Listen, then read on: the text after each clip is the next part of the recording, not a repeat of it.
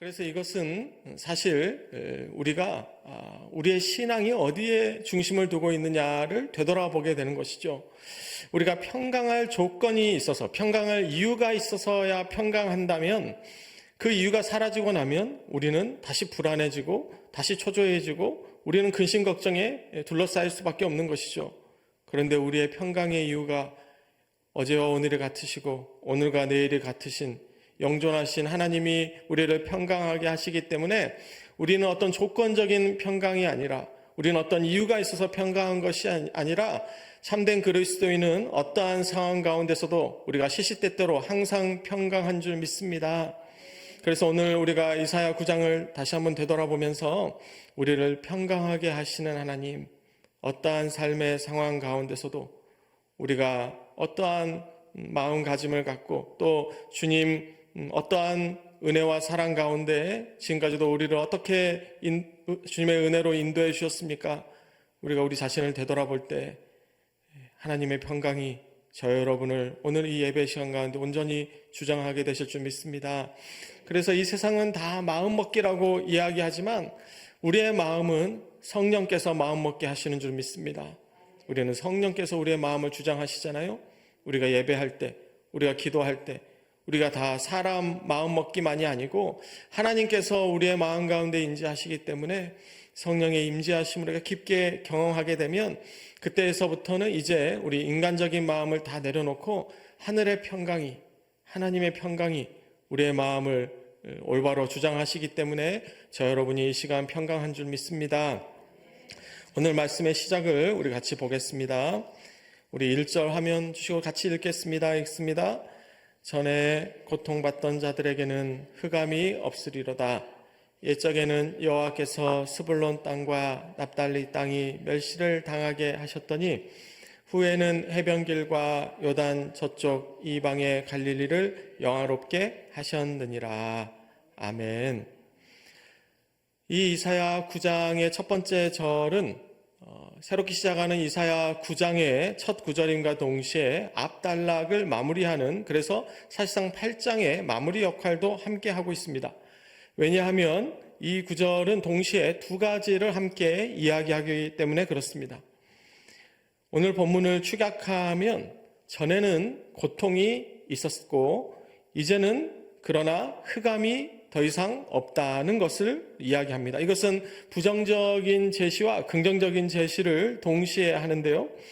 우리가 과거에 우리의 사실은 지금까지도 이어지고 있는 우리의 삶, 과거가 현재까지 이어질 때가 참 많죠.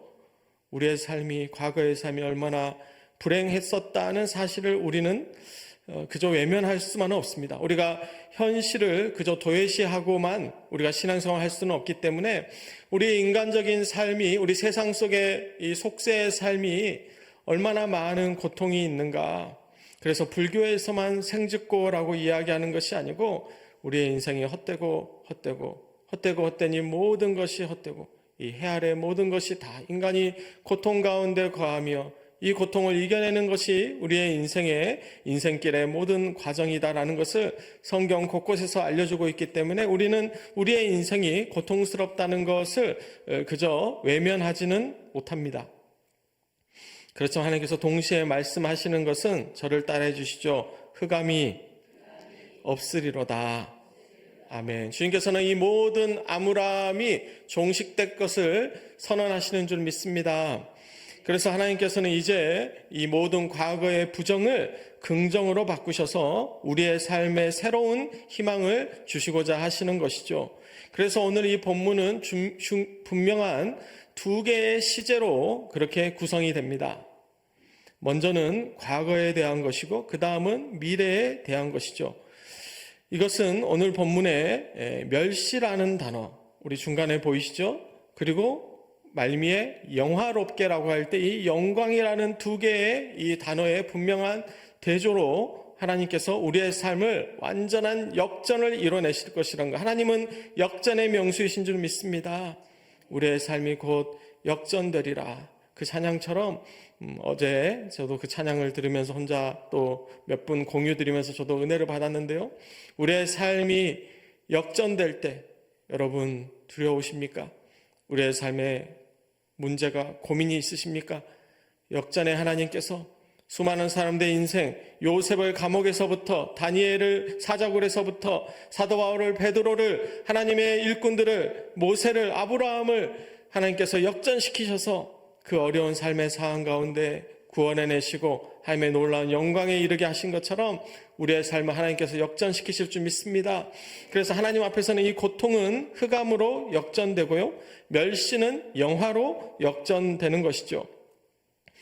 오늘 본문의 배경을 보면 먼저 멸시에 해당되는 지역 스불론 땅과 납달리 땅은 지리적으로는 갈릴리 북부에 해당되고, 그래서 이 북쪽에 아시리아를 비롯한 여러 나라들 외세 침략이 주로 있었던 지역이었기 때문에 이 스불론 땅과 납달리 땅은 멸시의 상징이었습니다.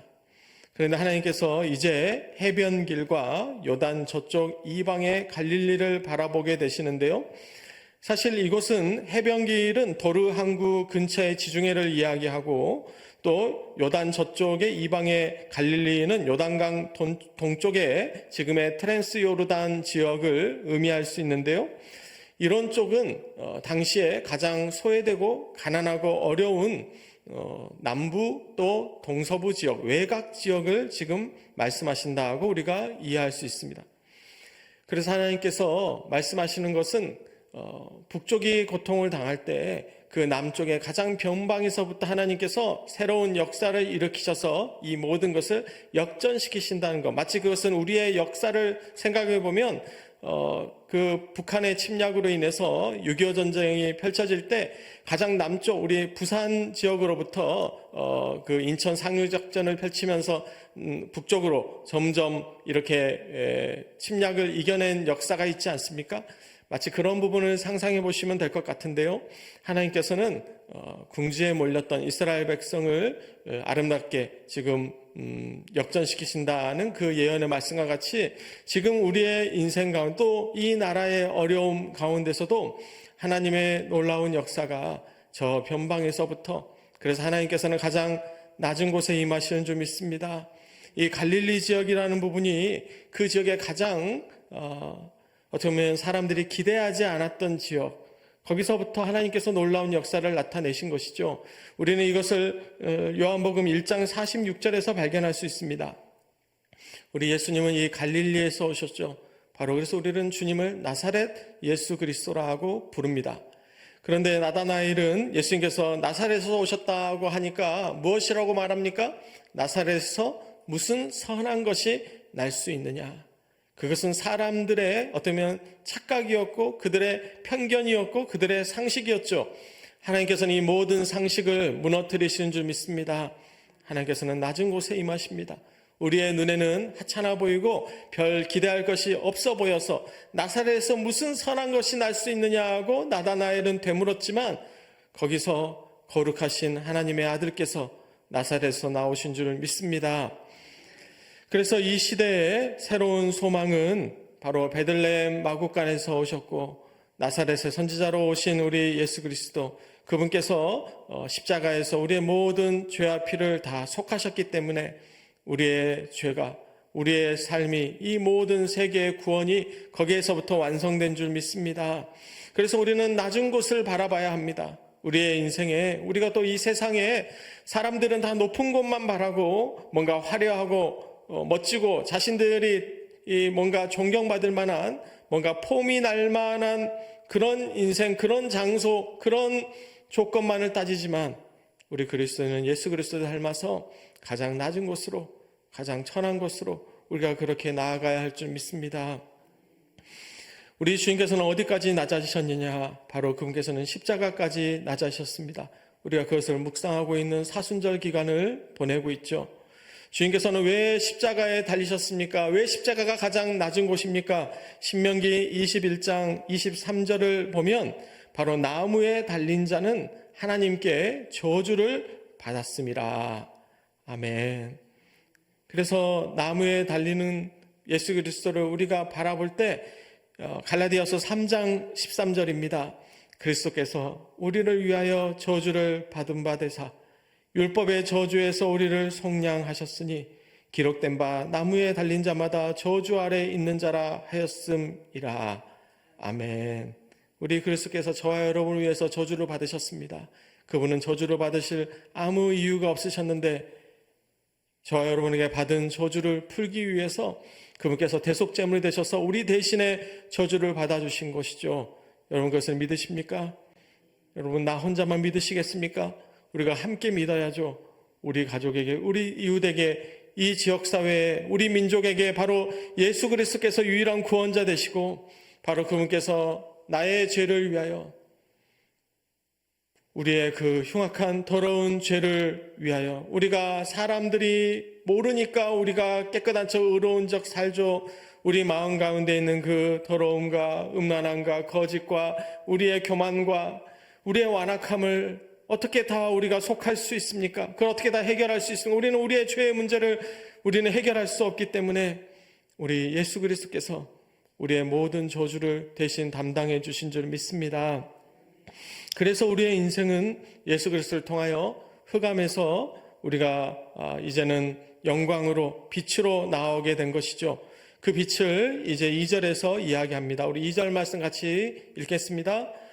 흑암에 행하던 백성이 큰 빛을 보고 사망의 그늘진 땅에 거주하던 자에게 빛이 비치도다. 아멘. 이 빛은 우리의 희망의 새로운 날들을 이야기합니다. 하나님께서 이스라엘 백성들을 포기하지 않으셨기 때문에 흑암에 행하던 백성이 이제 큰 빛을 볼 수 있었던 것이죠. 이 빛은 바로 우리 하나님을 상징합니다. 시편 27편 1절에 여호와는 나의 빛이요 나의 구원이시니 내가 누구를 두려워하리요. 여호와는 내 생명의 능력이니 내가 누구를 무서워하리요.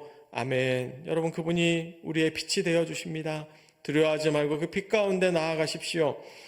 그래서 이사야 60장 1절은 우리에게 말씀하십니다. 일어나라 빛을 발하라. 이는 내 빛이 이르렀고 여호와의 영광이 내 위에 임하였음이니라. 아멘. 이 빛은 자연스럽게 3절에, 오늘 본문 3절에 즐거움으로 연결됩니다. 여러분 이 흑암에서부터 빛으로 나아가서 즐거움으로 나아가는 이스라엘 백성들의 그 마음을 우리가 깨닫고 우리도 예배 가운데 나갈 때 주님께서 이 축제로 우리를 불러주신 줄 믿습니다. 3절부터 5절까지를 제가 읽겠습니다. 주께서 이 나라를 창성하게 하시며 그 즐거움을 더하게 하셨으므로 추수하는 즐거움과 탈취물을 나눌 때의 즐거움같이 그들이 주 앞에서 즐거워하오니 이는 그들이 무겁게 맨 멍에와 그들의 어깨의 채찍과 그 압제자의 막대기를 주께서 꺾으시되 미디안의 날과 같이 하셨음이니이다. 어지러이 싸우는 군인들의 신과 피 묻은 겉옷이 불에 섭같이 살라지리니. 아멘. 그래서 3절에서는 하나님께서 우리에게 주시는 마음은 저를 따라해 주시죠. 그 즐거움을 더하게 하셨으므로. 네, 다음 화면 주십시오. 하나님께서 우리에게 즐거움을 더하게 해 주십니다. 이 즐거움을 더하신다는 것을 우리가 원어적으로 다시 한번 해석하면, 번역하면 큰 기쁨을 우리 가운데 증대시켜 주신다는 의미입니다. 우리에게는 하나님께 주신 구원의 기쁨이 있습니다. 저 여러분에게 하나님 구원의 확신의 기쁨이 있으십니까? 아멘. 우리는 늘 그 기쁨 가운데 예배합니다. 우리는 더 이상 사망의 죄의 종이 아니고 우리는 다 구원의 약속을 받은 자들이니까요. 얼마나 기쁩니까? 우리는 하나님의 자녀가 되었습니다.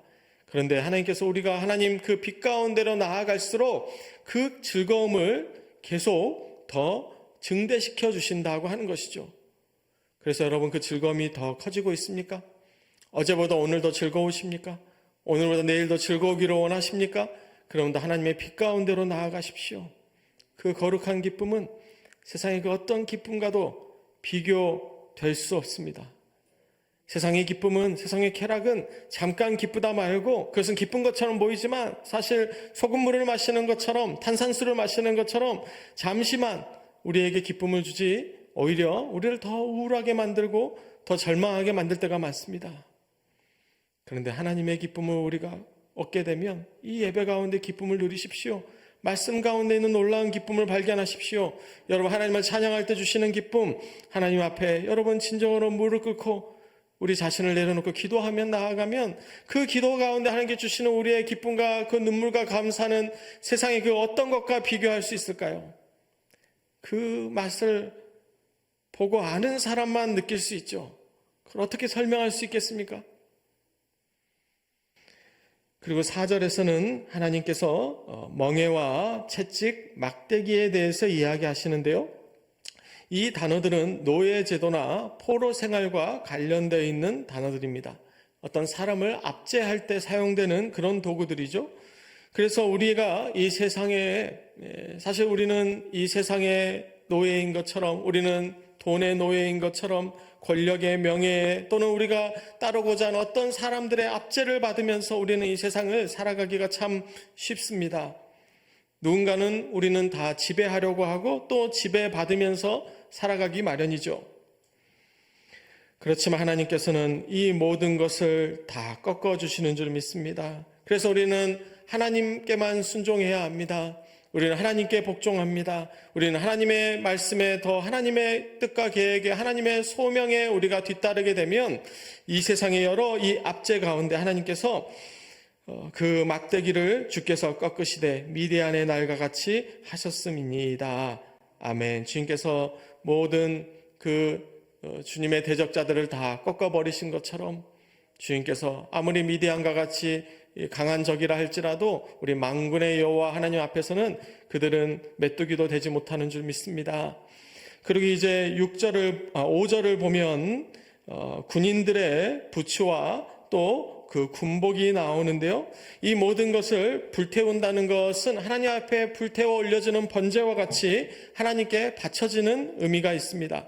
그리고 이 군복들을 불태운다는 것은 더 이상 전쟁이 없는 평화의 시대를 상징하고 있습니다. 그래서 우리는 이 본문을 보면서 이 세상에 영원한 평화를 주신 예수 그리스도, 더 이상 전쟁이 그치고 전쟁이 없는 세계, 전쟁이 없는 나라, 바로 하나님께서 모든 군복을 불태워 주실 줄 믿습니다. 물론 언제 이러한 미래가 완성될지 우리는 그 마지막 순간을 다 알 수는 없지만 분명한 사실은 우리는 이것이 또한 세상의 영적 전쟁과 관련돼 있고 우리는 사단 마귀를, 우리의 원수를 하나님께서 완전히 짓밟아 승리해 주시겠다는 것을 우리가 묵상하게 되는 것이죠. 그래서 계시록과 연결해 보면 우리는 이러한 부분을 깨닫게 됩니다. 먼저 계시록 12장 11절을 보면 어떻습니까? 어린 양의 피와 자기들이 증언하는 말씀으로써 그를 이겼으니 그들은 죽기까지 자기들의 생명을 아끼지 아니하였도다. 아멘. 분명히 하나님께서 이기신다고 약속하신 줄 믿습니다. 바로 이기시는 주님은 우리의 대장이신데요. 계시록 19장 16절에 그분은 만왕의 왕이요 만군의 주라고 우리 주님을 우리가 찬송해야 하는 줄 믿습니다. 그리고 이제 20절에 무엇이라고 어떻게 하나님께서 하십니까? 짐승이 잡히고 그 앞에서 표적을 행하던 거짓 선지자도 함께 잡혔으니 이는 짐승의 표를 받고 그의 우상에게 경배하는 자들을 표적으로 미혹하던 자라. 이 둘이 산채로 유황불 붙는 못에 던져지고. 아멘. 우리 원수 마귀는 지금 공중의 권세 잡은 자처럼 마치 세상을 호령하는 것처럼 의기양양하지만 그래서 그 사단 마귀가 사단이 가룟 유다 마음 가운데 들어가 예수를 팔기로 하고 예수님을 십자가에 못 박을 때 아마 그들은 자신들이 승리했다고 생각했을 겁니다. 하나님의 아들을 그들이 음부에까지 떨칠 수 있을까라고 생각했을 것입니다. 하지만 우리 주님께서는 그 무덤 문을 열고 나오신 줄 믿습니다. 모든 사망의 권세를 이기셨습니다. 주께서는 사단 마귀의 권세를 이기셨습니다. 그래서 만왕의 왕, 만주의 주께서 이미 세상을 승리하셨기 때문에 우리가 주님과 함께 나아가면 우리도 이 세상을 승리하게 되는 줄 믿습니다. 그래서 마지막 때에 우리 계시록 21장 4절에서 하나님께서 어떠한 축복을 주시느냐, 우리 화면 보시면서 같이 읽으시겠습니다. 읽습니다. 모든 눈물을 그 눈에서 닦아주시니 다시는 사망이 없고 애통하는 것이나 곡하는 것이나 아픈 것이 다시 있지 아니하리니 처음 것들이 다 지나갔음이러라. 아멘. 하나님께서 우리의 모든 눈물을 다 눈에서 닦아주실 줄 믿습니다. 이 세상은 너무나 눈물이 많은 세상이지만, 우리가 눈물 한번 흘리지 않고는 살 수 없는 세상이지만, 하나님께서 이 모든 눈물을 닦아주실 그날이 있기 때문에, 우리는 그날을 사모하기 때문에 이 모든 눈물을 우리가 다 흘리면서도 포기하지 않고, 우리가 낭망하지 않고 좌절하지 않고 이 좁은 길을 우리가 끝까지 주님 뒤따라 가는 줄 믿습니다. 이제 결론으로 우리가 나아가도록 하겠습니다. 6절 말씀 주시고 제가 읽겠습니다. 이는 한 아기가 우리에게 낳고 한 아들은 우리에게 주신 바 되었는데 그의 어깨에는 정사를 메었고 그의 이름은 기묘자라 모사라 전능하신 하나님이라 영존하는 아버지라 평강의 왕이라 할 것임이라. 아멘. 그래서 한 아기가 우리에게 낳고 한 아들을 우리에게 주셨습니다. 이것은 당시에 유다의 왕이었던 아하스와는 완전히 다른 인물이죠. 그분은 그냥 인물이 아니라 하나님의 아들이십니다. 그냥 사람의 리더, 사람적인 인간적인 지도자가 아니라 그분은 온 우주에 다스리시는 유일한 왕이신 우리 예수 그리스도, 바로 그분께서 다윗의 통치자로 오신다고 하는 것이고, 우리는 그것을 앞서 이미 7장 14절에서 임마누엘의 주님으로 보았습니다. 그런데 그 주님을 오늘 이 본문에서는 8개의 히브리어 단어로 소개하는데요. 그 단어는 이렇습니다. 기묘자라, 모사라, 전능하신 하나님이라, 영존하시는 아버지라, 평강의 왕이라. 여러분 8글자가 보이시죠? 그렇죠? 우리는 이 8글자를 보면서 둘씩 짝지어져 있는 것을 보게 되는데요.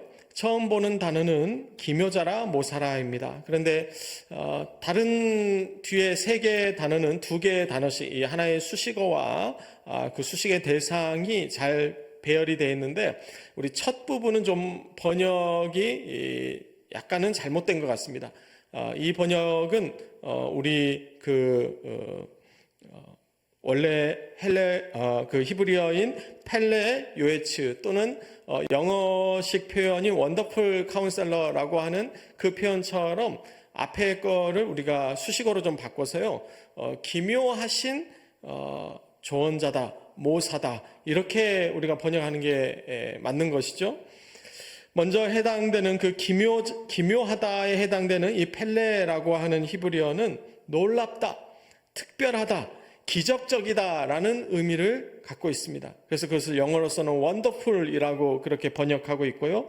그리고 모사에 해당되는 요에츠라고 하는 히브리어는 계획을 세우고 현명한 조언을 하신다는 그런 의미를 갖고 있습니다. 그래서 우리가 그것을 카운셀러, 조언하시는 분, 또는 하나님 우리를 상담하시고 또 이 모사라고 하는 놀라운 어떤 계획을 그렇게 만드시는 하나님을 우리가 보게 되는 것이죠. 그래서 이 기묘자라, 모사라 하고 하는 표현은 하나님의 아들께서 하늘의 지혜를 가지고 하나님의 놀라우신 계획을 우리 가운데 펼쳐 보여주실 것이다 라는 의미를 갖게 되는 것입니다. 그리고 두 번째 해당되는 전능하신 하나님, 엘 기포르라고 하는 이 히브리어는 하나님은 그 놀라운 계획을 성취하실 수 있는 권위와 능력을 갖고 계신다는 의미입니다. 그래서 이것을 직역하면 하나님은 강력한 전사이시다라는 의미도 됩니다. 우리 하나님께서 우리를 앞장서서 싸워 나가신 줄 믿습니다. 그래서 여호와 니시 하나님께서 우리를 승리하게 하시기 때문에 여호와 일의 하나님께서 이 모든 것을 준비하실 때 우리는 두려움 없이 하나님을 뒤따라갈 수 있는 것이죠. 할렐루야. 그리고 세 번째, 영존하시는 아버지, 이 아비아드라고 하는 히브리어는 말 그대로 영원한 아버지라는 의미입니다. 그분은 영원하십니다. 어제와 오늘이 같고 오늘과 내일이 같은 처음이요 마지막 되시는 알파요 오메가 되시는 하나님께서는 영원하시기 때문에 우리를 영원 가운데 영원으로 구원하실 수 있는 것이죠. 그분은 우리의 아버지가 되신다는 것, 그것은 우리가 그분의 자녀가 된다는 놀라운 사실입니다. 그래서 시편 2편 7절은 너는 내 아들이라 오늘 내가 너를 낳았도다 라고 말씀하시고요. 그래서 갈라디아서 4장 6절은 이렇게 말씀하십니다. 너희가 아들임으로 하나님이 그 아들의 영을 우리 마음 가운데 보내사 아빠, 아버지라 부르게 하셨느니라. 아멘. 저를 따라해 주시죠. 아빠, 아버지. 여러분, 하나님을 아빠라고 부르십시오. 저도 권사님, 아빠라는 단어 저도 요즘 사용해 본 적이 없는데요. 제가 성인이 된 이후로는 존대어를 쓰려고 하다 보니까 우리 하나님을 아빠라고 부를 때 얼마나 친숙한지요. 근데 예수님께서도 하나님을 그렇게 부르셨어요. 마가복음 14장 36절을 보여주시면 이르시되 아빠, 아버지여, 아버지께서는 모든 것이 가능하오니. 아멘. 겟세마네 동산에서 드렸던 마지막 그 최후의 기도에서도 하나님은 우리 하나님 아버지를 아빠, 아버지라고 부르셨습니다. 우리 주님 따라 우리도 우리 아버지를 친근하게 우리가 늘 아빠, 아버지로 부르시기를 축원합니다. 그리고 이제 네 번째 표현은 평강의 왕이라는 표현입니다. 이것은 앞서 우리가 5절을 보면서 모든 군복을 불태우듯이 하나님께서 모든 영적 전쟁을 다 승리케 하신다는 것. 그래서 그분은 평강의 왕이시기 때문에 그분께서 왕으로 오시면 이 모든 평강이 완성되며 영적 전쟁에서 완전하게 승리된다라는 그런 의미입니다. 그 평강은 7절에서 이어지는데요. 우리 오늘 본문 마지막 절 제가 읽겠습니다. 그 정사와 평강에 더함이 무궁하며 또 다윗의 왕좌와 그의 나라에 군림하여 그 나라를 굳게 세우고 지금 이후로 영원히 정의와 공의로 그것을 보존하실 것이라. 만군의 여호와의 열심히 이를 이루시리라. 아멘.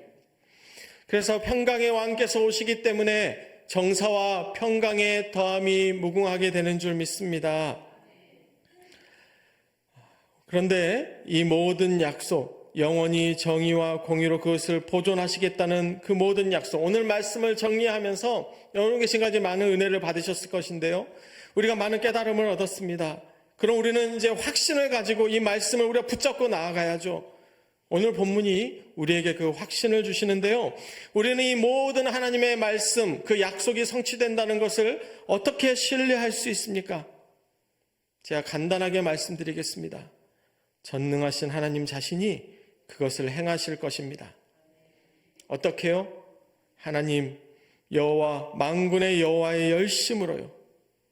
이 열심에 해당되는 원어를 살펴보면 이것은 다른 단어로 바꿔진다면 결의, 열정으로 바꿔서 우리가 이해할 수 있습니다. 누구에게도 공격받을 수 없는 하나님의 결의하심으로 그분의 열정으로 이것을 이루신다고 하는 것이죠.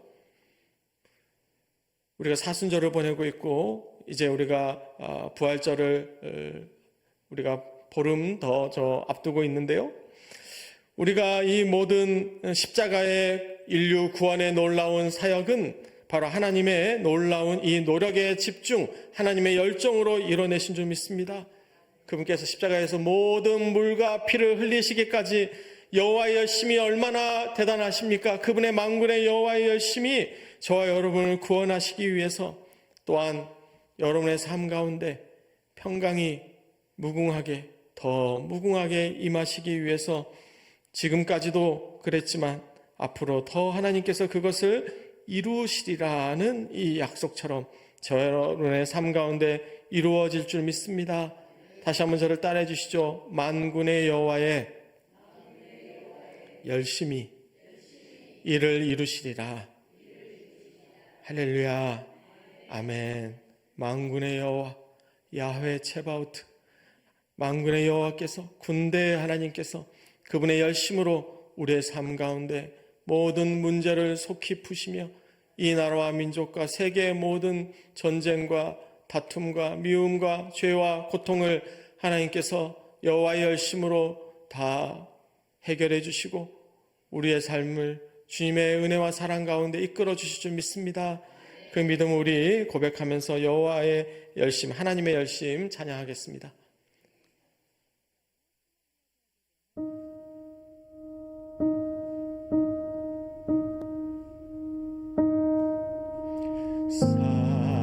사랑하는 내 딸아,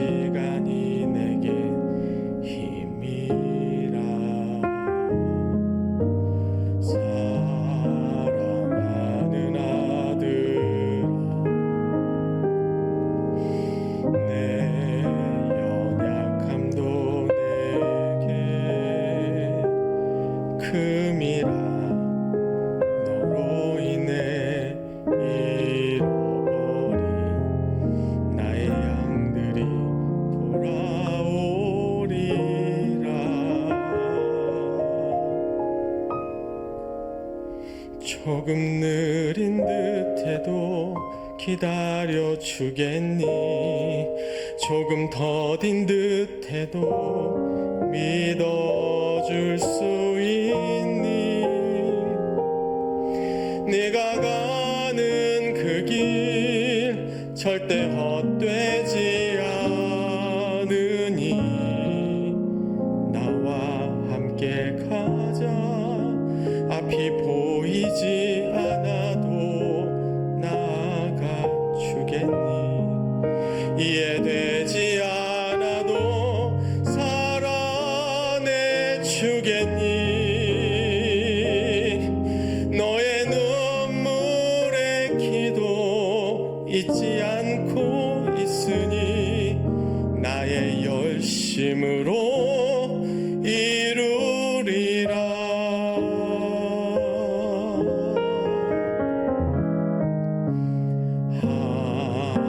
하나뿐인 사랑아, 내게 부탁이 있다. 길 잃어 지친 영혼 돌아보라. 나의 품으로 안기어라. 조금 느린 듯해도 기다려 주겠니? 조금 더딘 듯해도 믿어줄 수 있니? 네가 가는 그 길 절대 헛되지 않으니 나와 함께 가자.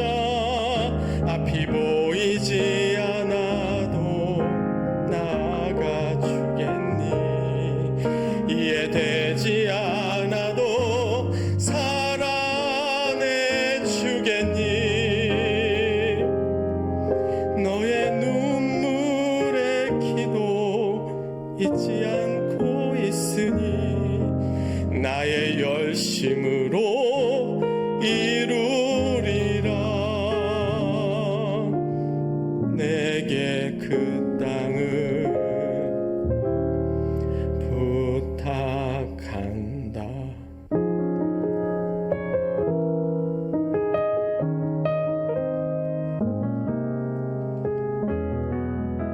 우리 하나님께 말씀드립니다. 하나님의 열심으로 이뤄가실 것을 믿습니다. 조금